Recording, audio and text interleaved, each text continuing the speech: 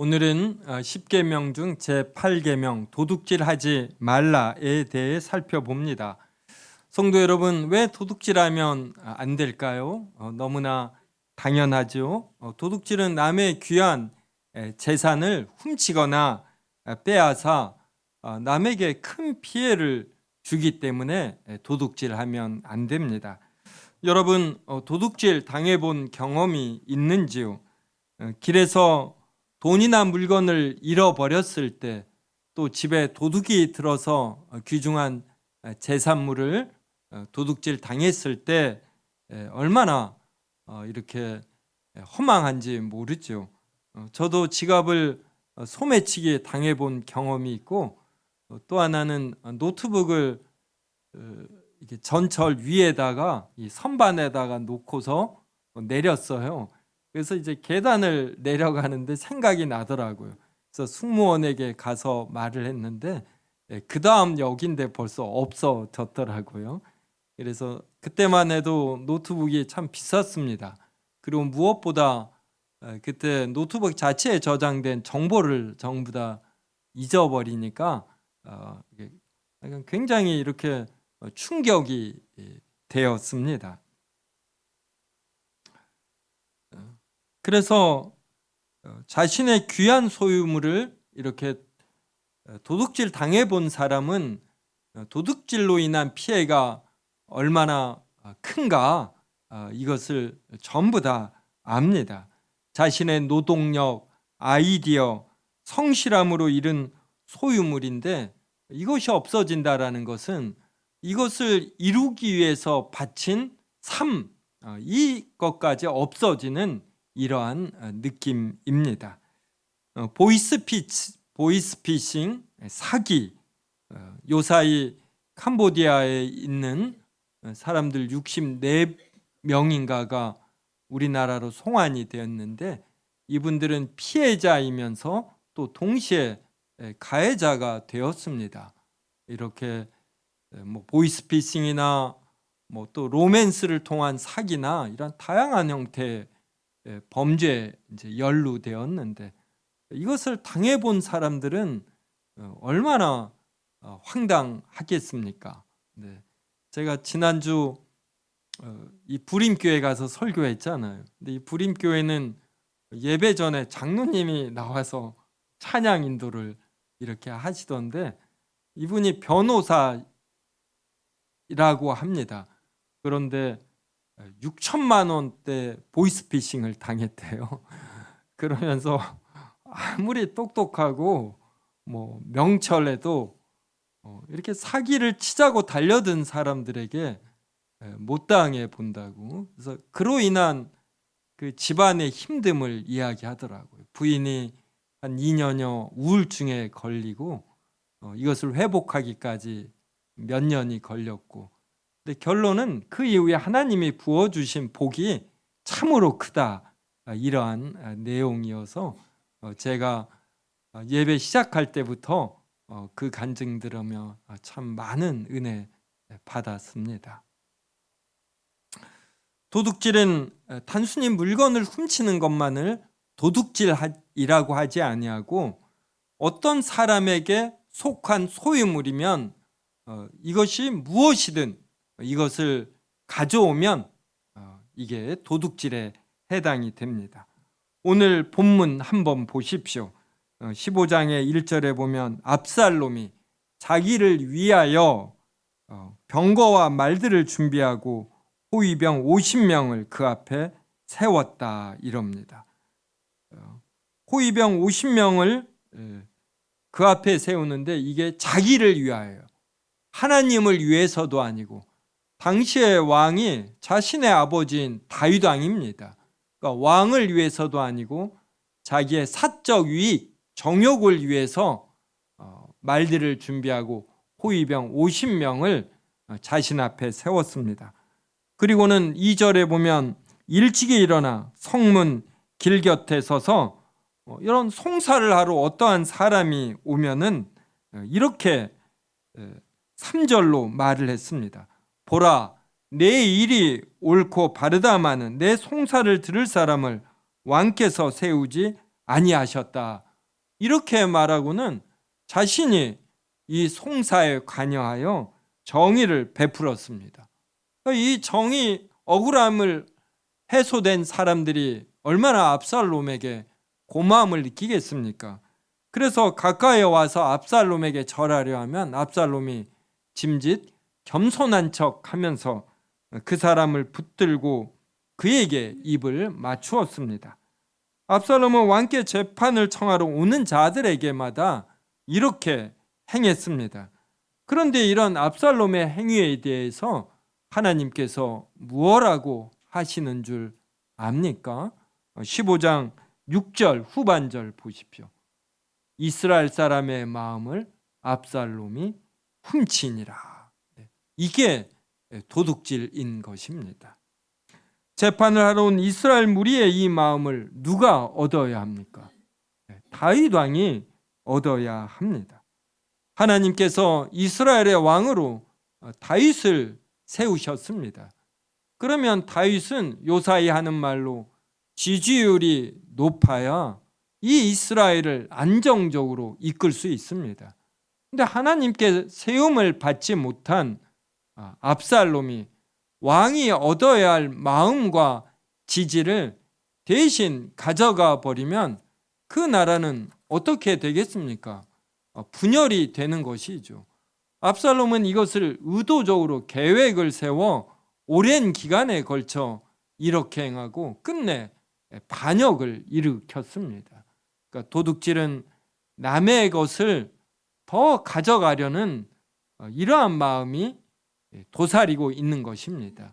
그래서 자신의 것으로 만족하지 못하고 남의 것을 더 가져가 자신을 높이려는 이러한 잘못된 동기가 숨어 있습니다. 성도 여러분, 저도 여러 부족함이 있지만 저는 식사 자리나 티타임 하는 자리에서 저보다 더 높은 권위자가 있으면 그 권위자가 참석한 이들의 마음을 얻도록 신경을 쓰는 편입니다. 권위자보다 더 앞서 말하지 않고 권위자보다 더 옳은 말을 앞서 하지 않으려고 합니다. 조금 늦게 말하고 조금 평범한 말을 하고 권위자가 모임을 주도하도록 행동하는 편입니다. 그러니까 압살롬처럼 내가 세움받지 않은 자리에서 사람들에게 쓸데없이 전화해서 이들의 마음을 얻는 행위, 이러한 것을 하지 않으려고 합니다. 성경이 말하는 도둑질하지 않는다라는 것은 이처럼 이웃의 것을 온전히 인정하여 그가 자신의 소유물을 온전히 누리게 하는 것입니다. 눈에 보이는 물건을 훔치지 않는 것만이 아니라 그의 권위, 명성, 리더십, 자존심까지 보호해 주는 것입니다.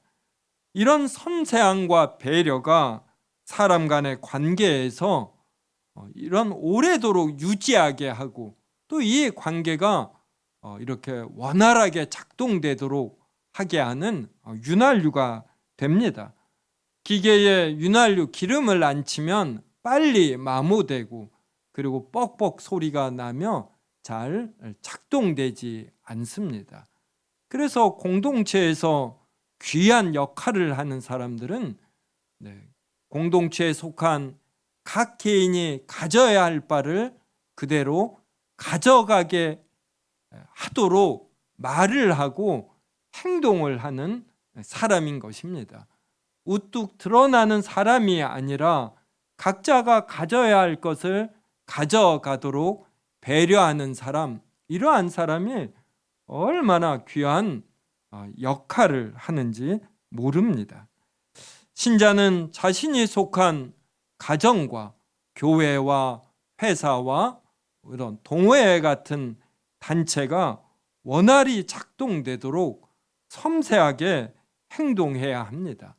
그러니까 타인의 것을 이렇게 질투하지 않으며 타인의 것이 타인에게 돌아가도록 이렇게 관심 갖고 신경 쓰는 것, 이게 바로 신자의 멋이 됩니다. 이미 말씀드린 드렸듯 도둑질하지 않으려면 남의 것을 부러워하지 않고 탐하지 않아야 합니다. 자신의 것을 만족히 여기면, 그래서 자신에게 부족함이 없다라고 여기면 도둑질할 이유가 없는 것이죠. 그래서 도둑질하지 않으려면 자신의 상황을 이렇게 만족히 여겨야 합니다. 디모데전서 6장 6절부터 9절을 저와 한 절씩 읽겠습니다. 그러나 자족하는 마음이 있으면 경건은 큰 이익이 되느니라. 우리가 세상에 아무것도 가지고 온 것이 없음에 또한 아무것도 가지고 가지 못하리니 우리가 먹을 것과 입을 것이 있은즉 족한 줄로 알 것이니라. 구하려 하는 자들은 시험과 올무와 여러 가지 어리석고 해로운 욕심에 떨어지나니 곧 사람으로 파멸과 멸망에 빠지게 하는 것이라. 여기 6절에 있는 자족하는 마음이라는 것은 스스로 넉넉함을 느낀다, 이런 뜻이에요. 그러니까 자신이 충분하다고 여기니까 남의 것을 이렇게 도둑질할 이유, 필요를 못 느낍니다. 또 자족하다라는 뜻의 두 번째 뜻은 자신에게 필요한 것이 있으면 자기 스스로 충족시킨다, 이러한 뜻이 있어요. 그래서 자족하는 자는 부족함을 느끼지 아니하고 자신에게 필요한 것이 있으면 남의 도움을 받지 아니하고 스스로 충족하려고 하는 것입니다. 이렇게 스스로 충족하다 여기고 자신의 필요를 스스로 채우려고 하니 이렇게 도둑질할 이러한 필요를 전혀 못 느낍니다. 그래서 이렇게 자족하는 자는 경건이 큰 이익이 돼요. 그럼 이 경건이 큰 이익이 되지 않는 사람은 누구이냐? 이런 사람은 경건을 이익의 재료로 생각을 합니다. 지금 우리가 예배 드립니다. 성도 여러분, 이영숙 권사님의 찬송가 3개를 인도했는데 그때 어떠하셨어요? 즐겁고 기쁘셨는지요? 또 우리가 기도를 하고 지금 설교를 듣는데 이 예배 자체가 기쁘고 황홀하신지요? 경건 자체가 큰 우리에게 유익이 되려면은 이 예배를 통해서, 기도를 통해서, 헌금 생활을 통해서 어떤 이익이 보장이 된다, 이런 사고를 하는 것이 아니라 그냥 예배 자체를 즐거워하는 것입니다. 우리가 사랑하는 사람을 만나면 그 사람에게 무엇을 얻어서가 아니라 그냥 그 사람과 교제하는 것이 즐겁지 않습니까? 그래서 우리가 하나님 자체를 즐거워한다면 예배 전에 드리는 찬양이 그 자체가 즐거운 것이에요. 하나님께 기도하며 하나님께서 내 안에 내주하심을 알 때 이 자체가 기쁨이 되는 것입니다. 하나님의 말씀을 들으며 하나님의 임재가 더 확인이 될 때 이 자체로 기쁜 것이에요. 또 우리가 여러 일을 의사결정하지 않습니까? 그때 우리에게 육신의 정욕, 안목의 정욕, 이생의 자랑이 있습니다. 근데 이것을 택하지 아니하고 하나님의 사랑과 진리를 택하는 것입니다. 그래서 무슨 일을 결정할 때 우리가 깊이 생각하고 묵상하겠죠. 그런데 이 하나님의 사랑과 진리를 인해서 이쪽으로 택할 때 그때 우리가 하나님의 임재를 크게 느끼며 하나님 자체를 즐거워하는 것입니다. 이게 바로 경건이 우리에게 큰 이익이 된다, 이거예요. 그런데 경건을 이익의 수단으로 생각하게 되면 내가 이것을 하면 어떤 이익이 나에게 돌아오는가, 계속해서 이렇게 물질과 효용이라는 관점으로 생각하기가 쉬워요. 이때서부터 우리 신앙이 이제 흔들리고 위험해지게 됩니다.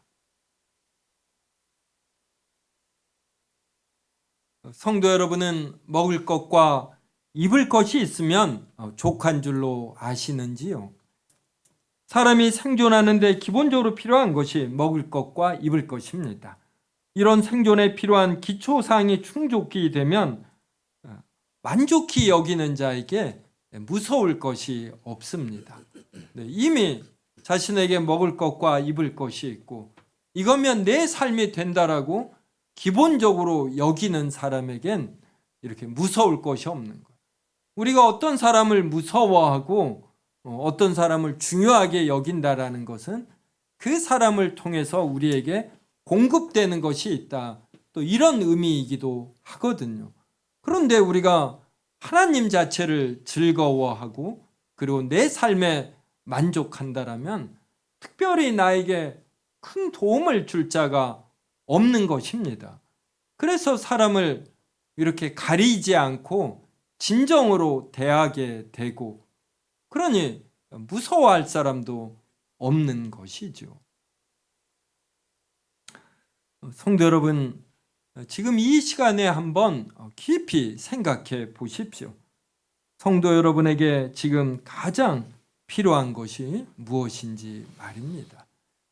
우리는 막연한 불안 속에서 지금 나는 무언가 부족함이 있고 나에게는 필요한 것들이 많다라고 생각하기 쉽습니다.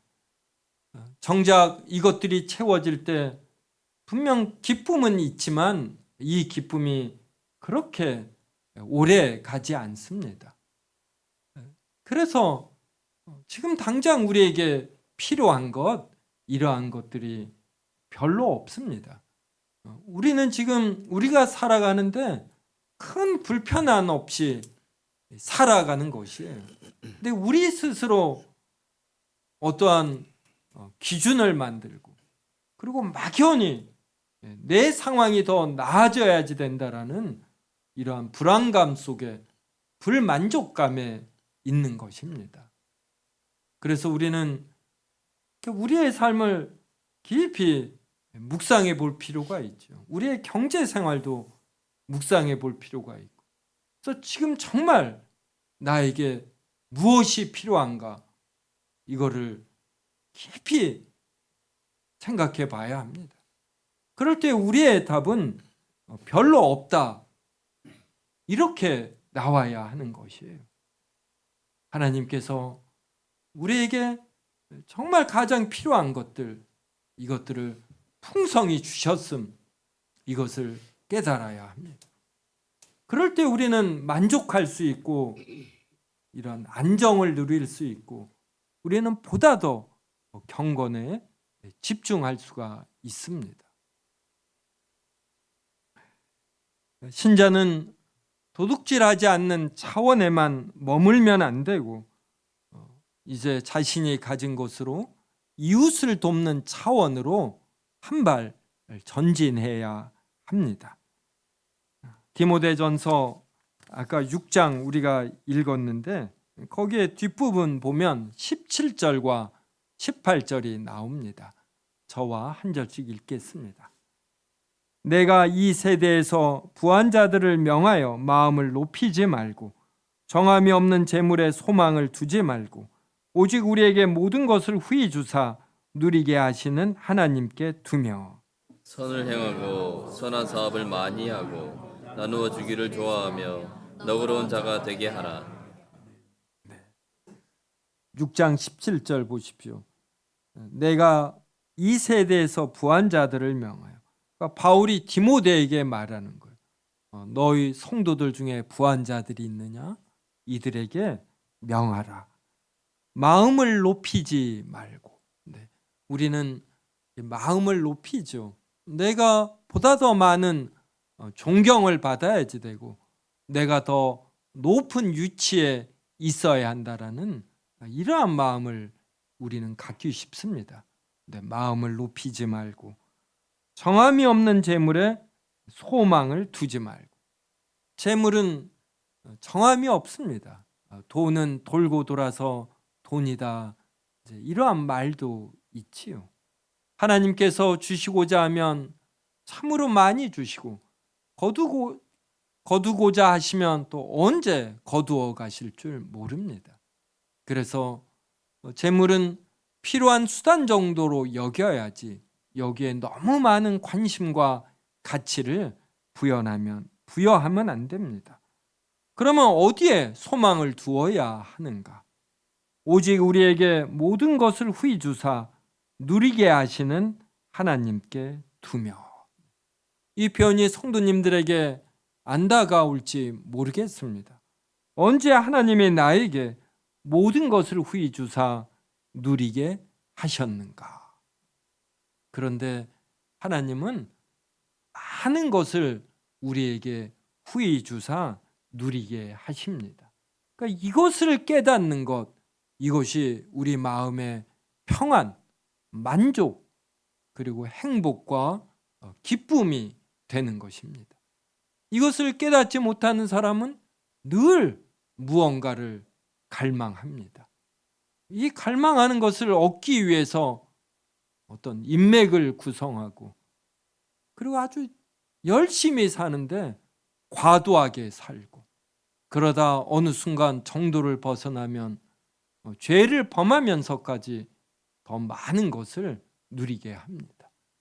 자신의 건강을 갉아먹는 줄 모르고 자신의 젊음과 자신의 미래를 갉아먹는 걸 모르고 계속해서 무언가를 갈망하는 것입니다.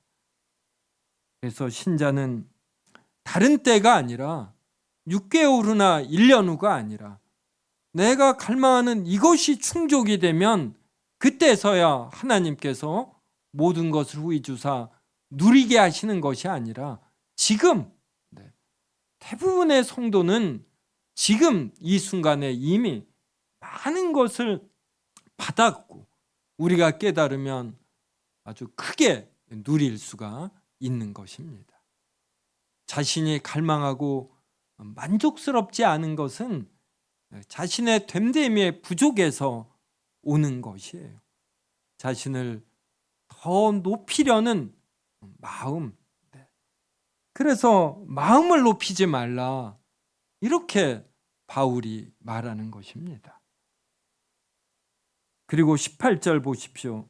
선을 행하고 선한 사업을 많이 하고 나누어 주기를 좋아하며 너그러운 자가 되게 하라. 성도 여러분, 지난 한 주 선을 행하셨는지요?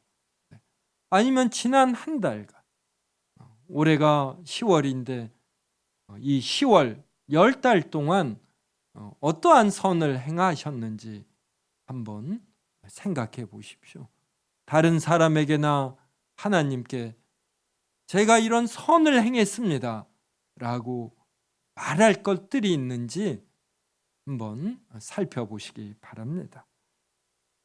신자는 선한 사업을 많이 하고 나누어 주기를 좋아해야 합니다. 성도 여러분, 지난 한 주 나누어 주셨는지요? 밥을 사시거나 카톡을 통해 선물을 보내거나 그러셨는지, 아니면 누가 사주는 것을 받아 먹고 무언가를 바라셨는지, 이것도 냉철하게 이렇게 따져봐야지 돼요. 그래서 나는 다른 사람들에게 받는 자로 인식이 되는가, 아니면 주는 자로 인식이 되는가.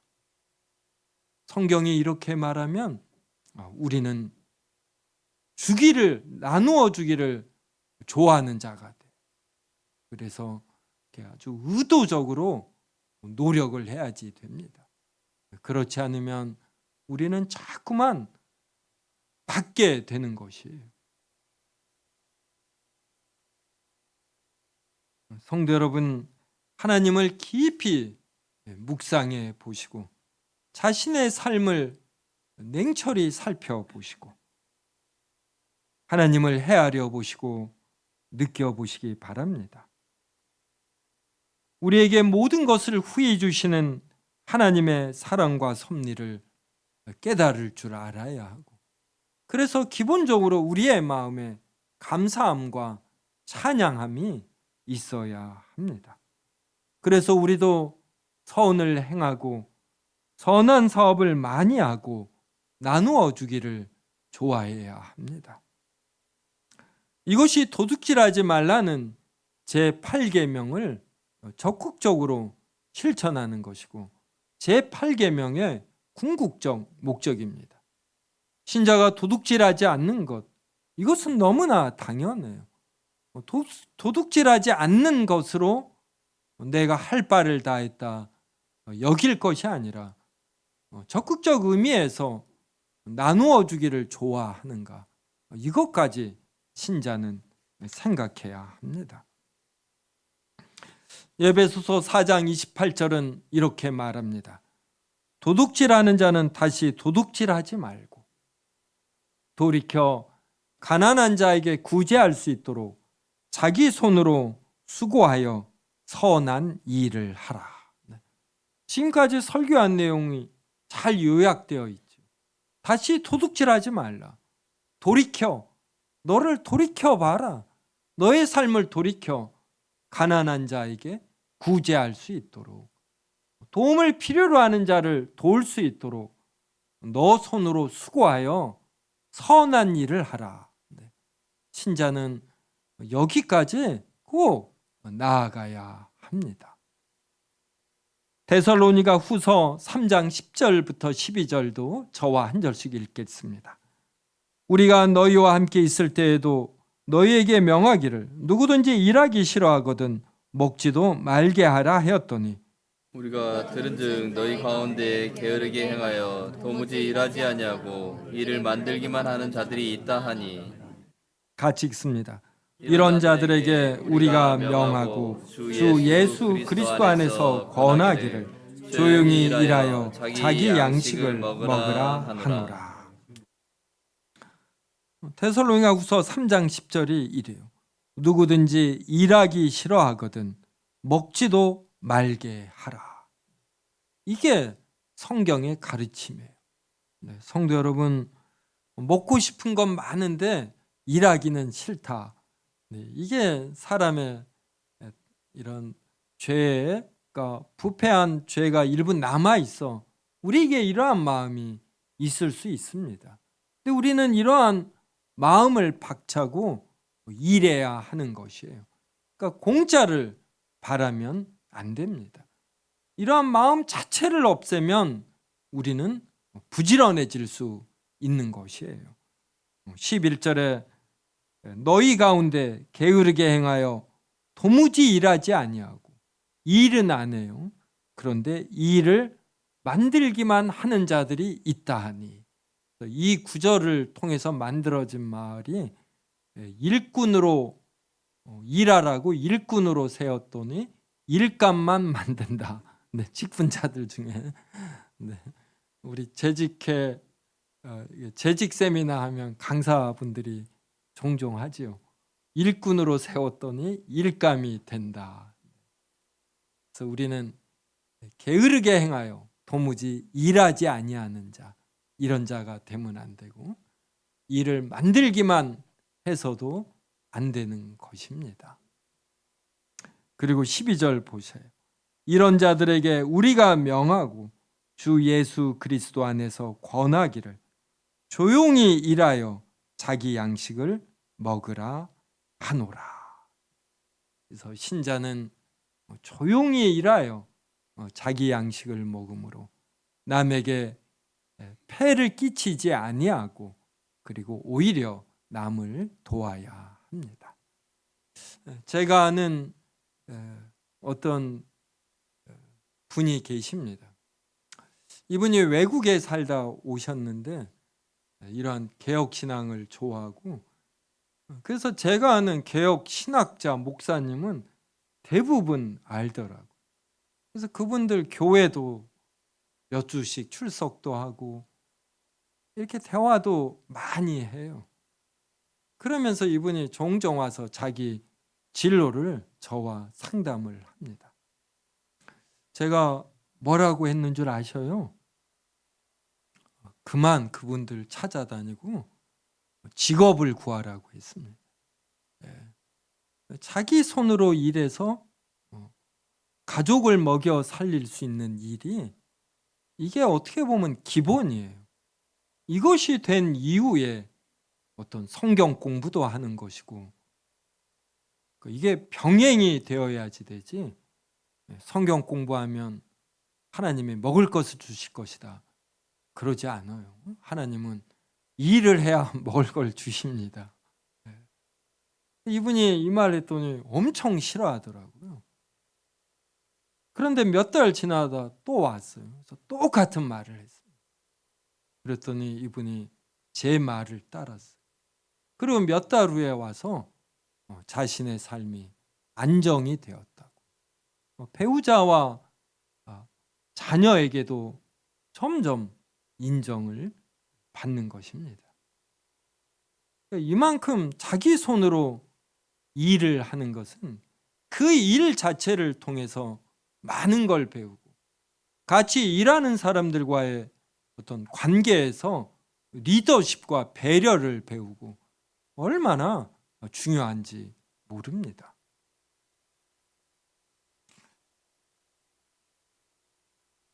잠언 말씀 한번 보겠습니다. 잠언 27장 23절부터 27절입니다. 저와 한 절씩 읽겠습니다. 내 양떼의 형편을 부지런히 살피며 내 소떼에게 마음을 두라. 대저 재물은 영원히 있지 못하나니 면류관이 어찌 대대에 있으랴. 풀을 벤 후에는 새로 움이 돋나니 산에서 꿀을 거둘 것이니라. 어린 양의 털은 내 옷이 되며 염소는 밭을 사는 값이 되며. 같이 읽습니다. 염소의 젖은 넉넉하여 너와 내 집의 음식이 되며 내 여종의 먹을 것이 되느니라.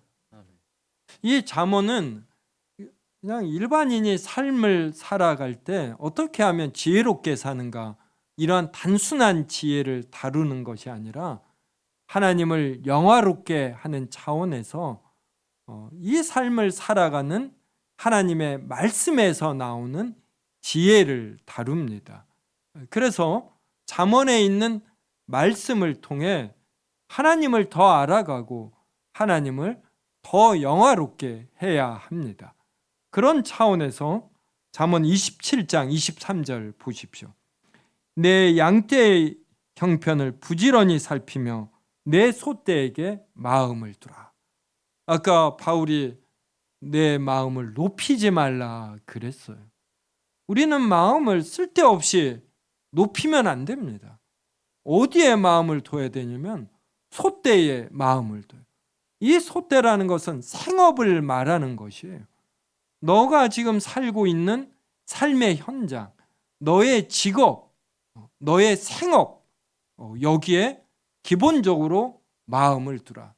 당신은 양을 치고 소를 치고 그런 시대 아닙니까?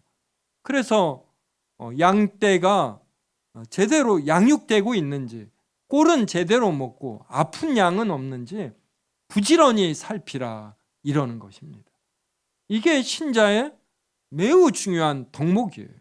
그리고 소떼에게 마음을 둬야지 다른 친구들과의 놀이, 동호회, 어떤 취미, 인터넷 게임, 유튜브 이런 데 마음을 두면 안 돼요. 그래서 신자는 직장 생활할 때 유튜브 보면서 일하면 안 됩니다. 누구보다 부지런히 일해야지 돼요.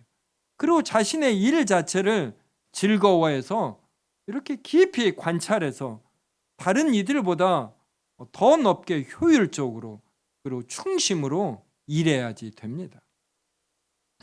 그 다음 24절 보십시오.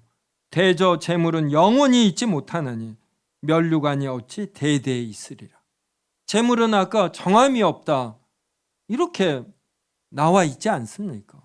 재물은 언제 있다 언제 나갈지 모릅니다. 면류관이 어찌 대대에 있겠습니까? 그런데 우리가 사물을 보며 쌓은 관찰력과 그리고 갈고 닦은 실력, 이것은 어디로 가지 않습니다. 그래서 재물이 없어도 우리가 생업에 열심히 임하려는 부지런함과 열정적인 태도, 그로 인해 쌓은 실력은 그대로 남아요. 그래서 어떠한 상황이든 우리는 대처할 수 있는 것입니다. 25절에 풀을 벤 후에는 새로 움이 돋나니 살에서 꼴을 거둘 것이니라. 이러한 자연 법칙을 알 뿐만이 아니라 하나님께서는 풀을 벤 후에 더 이상 풀이 생기지 않게 하시고 무언가 또 먹을 것이 있게 하신다라는 것이에요. 풀을 벤 후에 움이 돋으니 이것을 기대하며 너의 어려운 상황에서도 하나님이 공급할 것을 믿고 부지런히 살피고 일하라. 이러한 의미입니다. 그래서 산에서 꼴을 거둘 것이니라. 산에까지 올라가는 수고를 마다하지 아니하며 이 자체를 즐거워하는 부지런한 마음을 가지라고 말을 합니다. 26절, 27절도 제가 읽겠습니다. 어린 양의 털은 내 옷이 되며 염소는 팥을 사는 값이 되며 그러니 양떼, 염소떼를 부지런히 살피고 이것들의 마음을 두라는 것이죠. 염소의 젖은 넉넉하여 너와 내 집의 음식이 되며 내 여종의 먹을 것이 되느니라.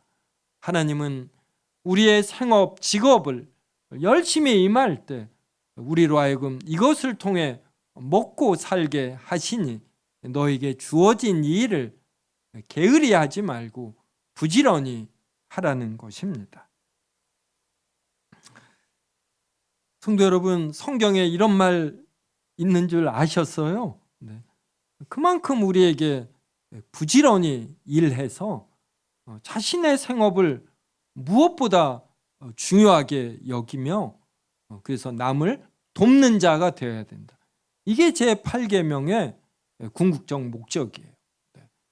자신의 직업을 갖지 않고 세움교회 수요일 오전 11시 예배나 7시 성경 공부에 오는 거 제가 속으로는 반가워하지 않습니다. 네.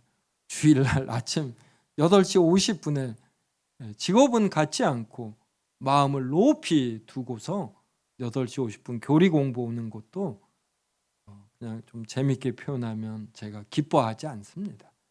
우리 성도들 모두가 받는 것보다 주는 것이 복된 줄 알고 그러려면 어떻게 해야지 됩니까? 부지런해야지 돼요.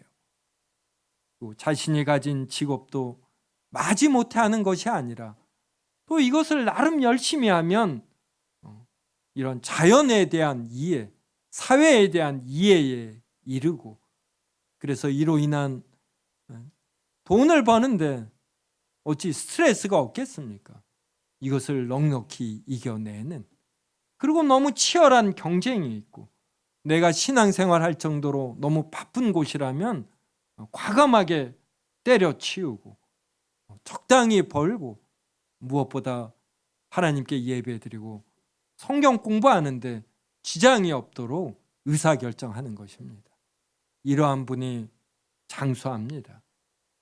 이러한 분이 40대, 50대에 안정적인 직업을 갖는 것이고 지나친 스트레스에서 벗어남으로 정신이 건강해지는 것이에요. 배우자도 그렇게 같이 신앙생활하며 하나님 자체를 즐거워할 사람을 찾는 이러한 관점을 갖게 됩니다.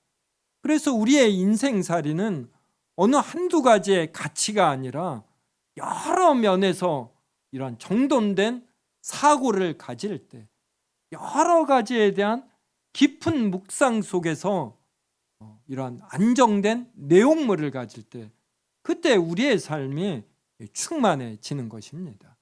오늘 제8계명인데 제9계명도 기대해 주시고 지금까지 선포된 이런 10계명의 8가지 계명의 내용을 이러한 관점에서 생각해 보시기 바랍니다. 그래서 우리의 생각이 잘 정돈되고 이 정돈된 생각에서 우리의 감정이 나오는 것이 이러한 것들이 총체적으로 쌓일 때 이게 통찰이 되고 직관이 됩니다. 그래서 어떤 일을 맞닥뜨렸을 때 내가 어떻게 행동해야지 되는가 이 직관이 생기는 것이에요. 그래서 하나님의 사랑, 하나님의 진리에 더 충실한 자가 되므로 우리가 좋은 직관과 통찰을 갖고 그래서 우리는 10년 후, 20년 후 시간이 흐를 때 우리의 삶이 여러 면에서 건강해져야 됩니다. 이번 한 주일 받기보다 주는 자가 되기 위하여 누구보다 부지런히 사는 성도님들이 되기를 주님의 이름으로 기원합니다.